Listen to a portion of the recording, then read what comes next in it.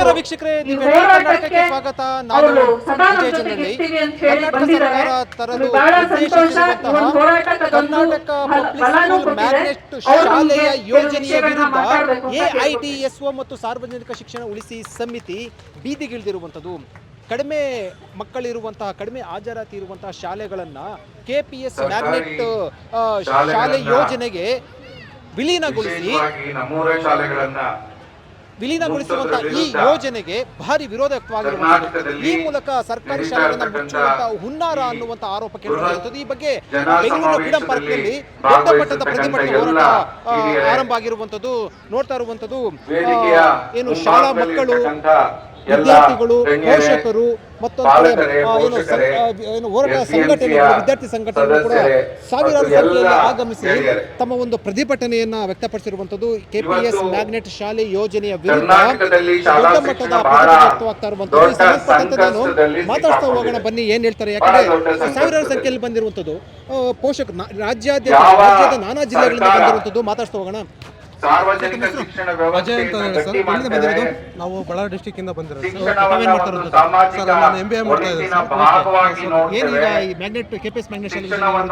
ಇವತ್ತು ಸರ್ಕಾರಿ ಶಾಲೆಗಳನ್ನ ಮುಚ್ತಾ ಹೋಗ್ತಿದ್ದಾರೆ ಸರ್.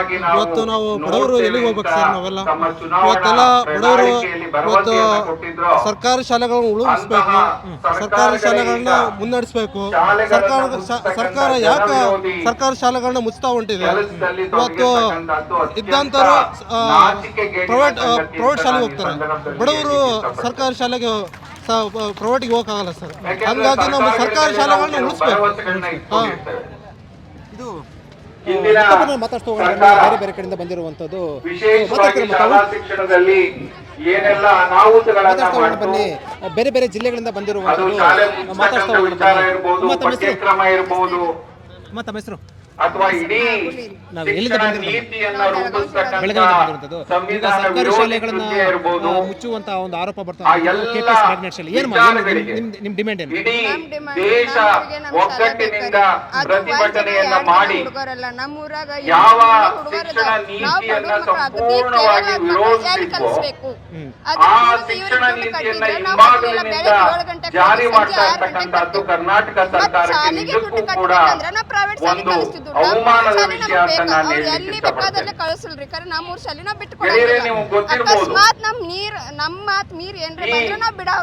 ಸರ್ಕಾರ ನೀವು ಅಲ್ಲಿ ಶಾಲೆಗಳ ತನ್ನ ಪ್ರಣಾಳಿಕೆಯಲ್ಲಿ ಒಂದು ವಿಷಯವನ್ನ ಬೆಳಗಾವಿ ಜಿಲ್ಲೆಯಿಂದ ಬಂದಿರುವಂತವರು ಯಾವುದೇ ಕಾರಣಕ್ಕೂ ಕೂಡ ನಾವು ಶಾಲೆಗಳನ್ನ ಸರ್ಕಾರಿ ಶಾಲೆಗಳನ್ನ ಖಾಸಗಿ ಶಾಲೆಗೆ ನಾವು ದುಡ್ಡು ಕೊಟ್ಟು ಕಳಿಸ್ತೀವಿ. ಅದು ಯಾಕೆ ಸರ್ಕಾರಿ ಶಾಲೆ ಅದರ ಜಾಗದಲ್ಲಿ ನಾವು ಕರ್ನಾಟಕ ರಾಜ್ಯ ಶಿಕ್ಷಣ ನೀತಿಯನ್ನ ತರುವುದರ ಮೂಲಕ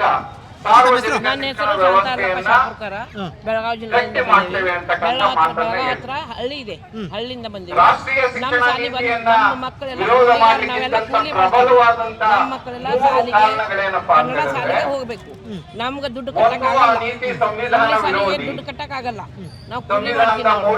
ನಾವು ಶಾಲೆ ಬಂದ್ ಮಾಡಕ್ ಬಂದ್ರೆ ರೊಟ್ಟಿ ಬಿಡ್ತೀರಾ? ರೊಟ್ಟಿ ಬಡಿಯೋಕೆ ಓಕೆ ಓಕೆ ಹೇಳಿಮ್ಮ.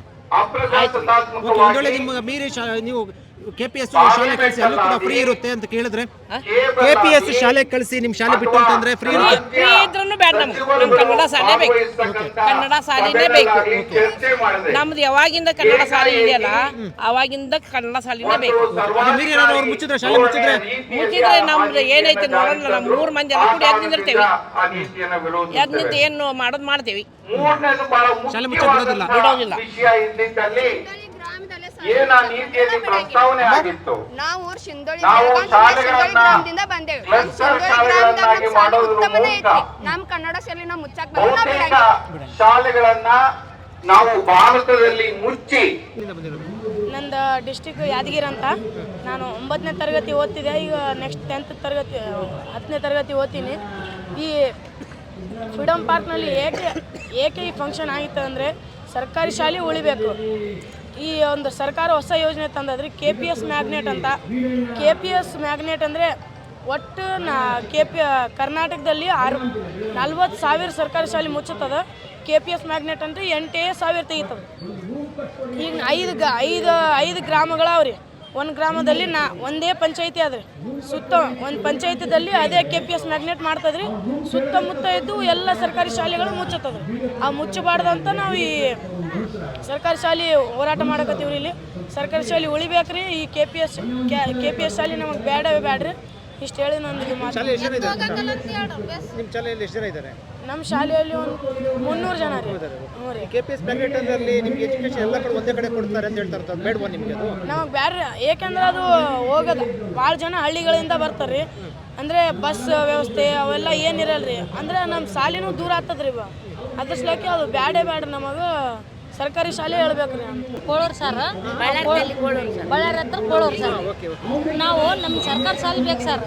ಮಕ್ಕಳ ಊರ ಆ ಕಡೆ ಕಳಿಸ್ತಾರಂತೆ, ನಾವು ಕಳ್ಸಲ್ಲ ಸರ್. ನಮ್ಮೂರಾಗ ಬಸ್ಗಳು ಓಡಾಡ್ತಾರೆ ಸರ್, ನಾವು ಕಳ್ಸಲ್ಲ.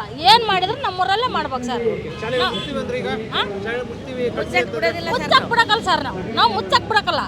ಏನಿದ್ರು ನಮ್ಮೂರಲ್ಲೇ ಆಗ್ಬೇಕು. ಹಾಂ, ನಾವು ಮುಚ್ಚಕ್ ಬಿಡಕಲ್ಲ. ನಮ್ಮ ಹೆಸರು ಹುಲಿಗೆಮ್ಮ ಸರ್.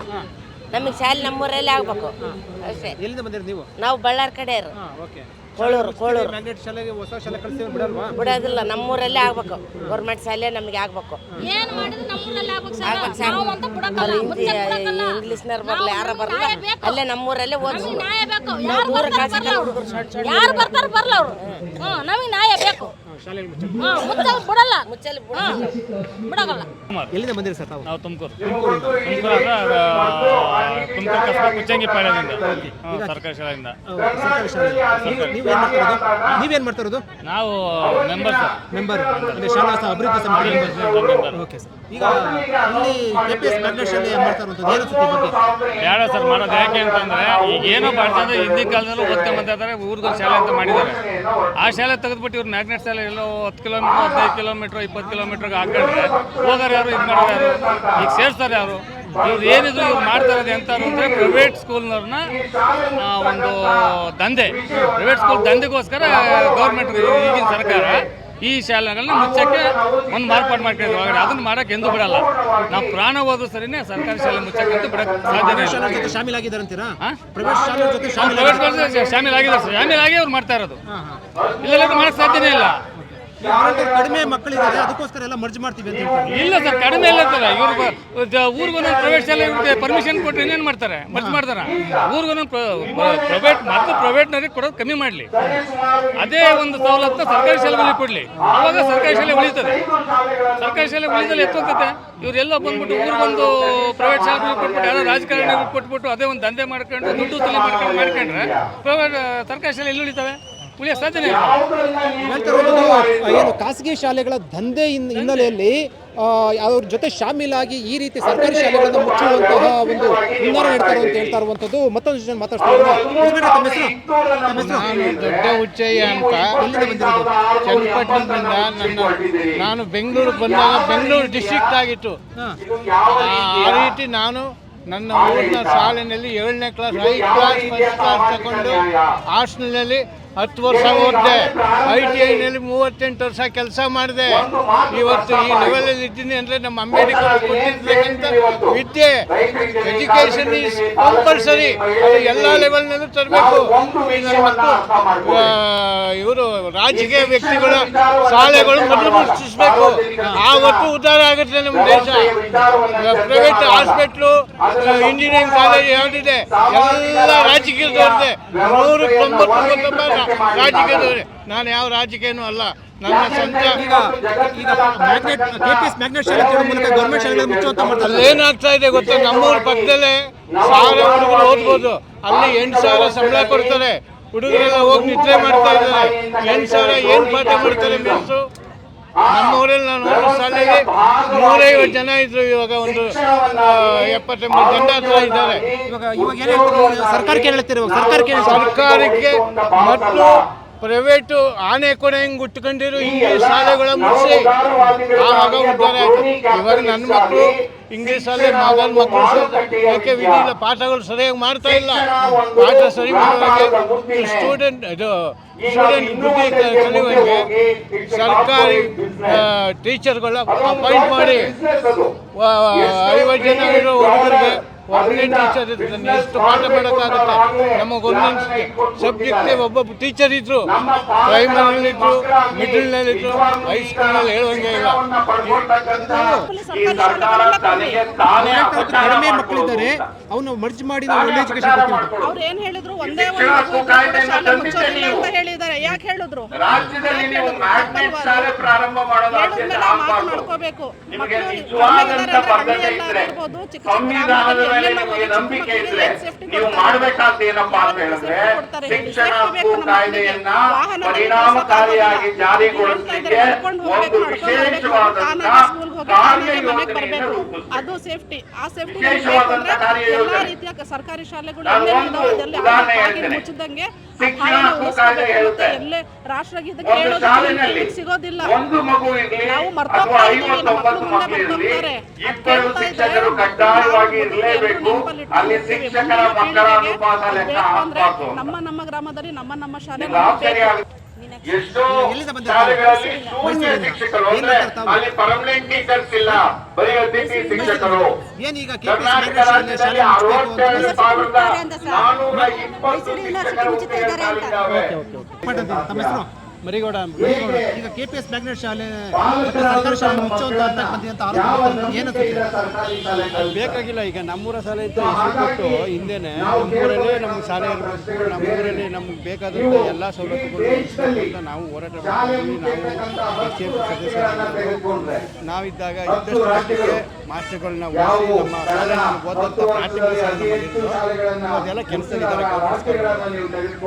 ಆದರೆ ಮ್ಯಾಗ್ನೆಟ್ ಶಾಲೆ ಮಾಡಿದಾಗ 10 ಕಿಲೋಮೀಟ್ರ್ 6 ಕಿಲೋಮೀಟ್ರ್ ಮಕ್ಕಳುಗಳು ಮನೆಯಿಂದ ಮಕ್ಕಳು ಶಾಲೆ ಬಂದರೆ ಮನೆಗೆ ಬರ್ತಾರೆ. 2 ಥರದ ವಿದ್ಯಾಭ್ಯಾಸ ಕಲಿತಾರೆ ಮಕ್ಕಳು. ನಮ್ಮ ಊರಲ್ಲಿ ಶಾಲೆ ಇದ್ದರೆ ಜನರಲ್ ಆಗಿ ನಮ್ಮ ಕೆಲಸ ಮಾಡ್ತಾರೆ, ಶಾಲೆನಲ್ಲೂ ಓದ್ತಾರೆ. ಈ ಮ್ಯಾಗ್ನೆಟ್ ಶಾಲೆ ಅಥವಾ ಏನು ಬೇರೆ ಕಡೆ ಈ ಕಾನ್ವೆಂಟ್ ಓದೋಕ್ಕೆ ಮಾತ್ರ ಸೀಮಿತ ಆಗ್ಬಿಡ್ತಾರೆ. ಜನರಲ್ ಆಗಿ ಜನರಲ್ ನಾಡಳಿತ ಈ ಸರ್ಕಾರಕ್ಕೆ ಹೇಳಕ್ ಬಯಸ್ತೀರಾ? ಸರ್ಕಾರ ಈಗ ಮಾಡ್ತಾರೆ ತಪ್ಪು.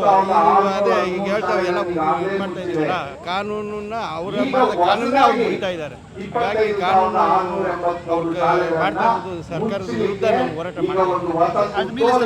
ಬಂದ್ರೆ ಸರ್ಕಾರಿ ಶಾಲೆ ಮುಚ್ಚಕ್ ಬಂದ್ರೆ ಬಿಡಲ್ಲ, ನಮ್ಮೂರ ಶಾಲೆನ ಮುಚ್ಚಕ್ಕೆ ಬಿಡಲ್ಲ. ಯಾಕೆ ಅಂದರೆ ನಮ್ಮೂರಲ್ಲಿ ಶಾಲೆ ಇರೋದ್ರಿಂದ ಎಲ್ಲ ಹಬ್ಬಗಳನ್ನೂ ಮಾಡ್ತೀವಿ, ಶಾಲೆ ಹತ್ರ ಹೋಗ್ತೀವಿ. ಪ್ರತಿ ಜನ ಶಾಲೆ ಊರಲ್ಲಿರ್ತಕ್ಕಂಥ ಗ್ರಾಮಗಳಿರ್ತಕ್ಕಂಥ ಎಲ್ಲ ಪ್ರತಿಯೊಬ್ಬರೂ ಸ್ವತಂತ್ರ ದಿನಾಚರಣೆ ಇರ್ಬೋದು, ಗಣರಾಜ್ಯೋತ್ಸವ ಇರ್ಬೋದು, ಅಂಥ ಕಾರ್ಯಕ್ರಮದಲ್ಲಿ ಭಾಗವಹಿಸಿ ಶಿಕ್ಷಣದ ಬಗ್ಗೆ ಮಕ್ಕಳ ಬಗ್ಗೆ ನಾವು ಅದರಲ್ಲಿ ಜ್ಞಾನನ ಪಡ್ಕೊಳ್ಳುವಂಥ ಒಂದು ಸೌಲಭ್ಯ. ಅದು ಒಂದು ದೇವಸ್ಥಾನ ಇದ್ದಂಗೆ ಶಾಲೆ ನಮ್ಮೂರಲ್ಲಿ ಮುಚ್ಚಕ್ಕೆ ಬಿಡಲ್ಲ. ನಾವು ಬಂದು ನಾವು ವಾಪಸ್ ಹೋಗ್ತೀವಿ. ನಮ್ಮೂರು ಶಾಲೆ ನಾವು ಮುಚ್ಚಕ್ಕೆ ಬಿಡೋದೇ ಇಲ್ಲ. ಇಲ್ಲಿನ ಪೋಷಕರು ಜನರ ಆಗ್ರಹ ಆಗಿರ್ಬೋದು, ಯಾವುದೇ ಕಾರಣಕ್ಕೂ ಸರ್ಕಾರಿ ಶಾಲೆಯನ್ನ ಮುಚ್ಚೋದಕ್ಕೆ ಬಿಡೋದಿಲ್ಲ ಅಂತ ಎಚ್ಚರಿಕೆಯನ್ನು ಸರ್ಕಾರಕ್ಕೆ ಕೊಟ್ಟಿರುವುದು.